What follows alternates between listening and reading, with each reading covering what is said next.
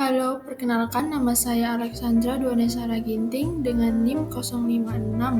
Hari ini saya akan menjelaskan topik tentang penilaian karakter mahasiswa dalam mata kuliah Pancasila, model, dan instrumen. Mari kita mulai. Pertama-tama, mari kita bahas sedikit pengantar. Pancasila itu dasar negara kita yang terdiri dari 5 sila sebagai panduan hidup. Nah, kenapa kita perlu menilai karakter mahasiswa di mata kuliah ini? Karena ini bukan cuma teori, tapi harus diterapkan dalam kehidupan sehari-hari. Tujuan presentasi ini adalah untuk membahas model dan instrumen penilaian yang efektif. Saya yakin ini akan bermanfaat buat kita semua. Oke, sekarang mari kita definisikan dulu. Karakter mahasiswa itu seperti sifat-sifat baik, misalnya kejujuran atau empati, yang bisa kita lihat dari perilaku sehari-hari. Pancasila punya prinsip-prinsip seperti ketuhanan yang Maha Esa sampai keadilan sosial. Hubungannya, kita harus menilai seberapa baik mahasiswa menerapkan nilai-nilai ini. Bayangkan, kalau mahasiswa bisa hidup sesuai Pancasila, pasti jadi generasi yang hebat kan? Berikutnya, mari kita lihat model penilaiannya. Ada model holistik, yang melihat karakter secara keseluruhan termasuk emosi dan spiritual. Lalu, model behavioristik, yang fokus pada perilaku nyata seperti bagaimana mahasiswa berinteraksi di kelas. Dan yang terakhir ada model relevan.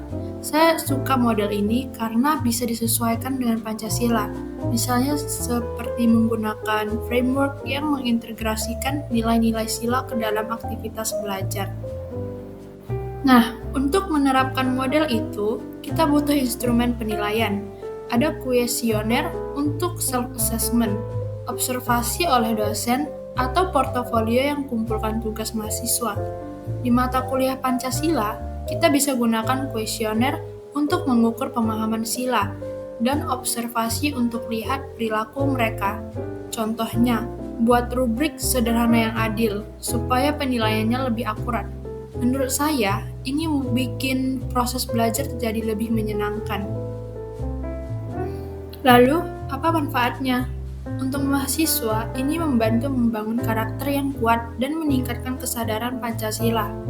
Untuk dosen, bisa jadi tolak ukur keberhasilan mengajar. Secara keseluruhan, ini bikin lulusan kita ini lebih siap berkontribusi ke masyarakat. Bayangkan, kalau semua mahasiswa punya karakter baik, pasti Indonesia jadi lebih baik kan? Saya percaya ini adalah investasi jangka panjang. Tapi nggak semuanya mulus. Pasti juga ada tantangan, seperti penilaian yang subjektif atau keterbatasan waktu. Solusinya, gunakan instrumen standar dan latih dosen dulu.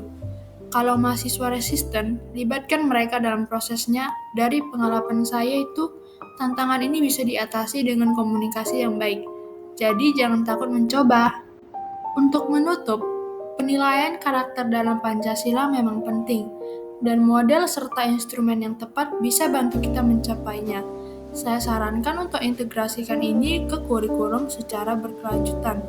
Mari kita bangun generasi mahasiswa yang berkarakter melalui pendidikan ini. Terima kasih banyak atas perhatiannya. Akhirnya, ini daftar referensi yang saya gunakan, seperti buku Pancasila dan Pendidikan Karakter dan artikel dari Jurnal Pendidikan. Saya sertakan juga sumber online dari Kementerian Pendidikan. Kalian bisa cek untuk lebih dalam lagi. Terima kasih dan sampai jumpa.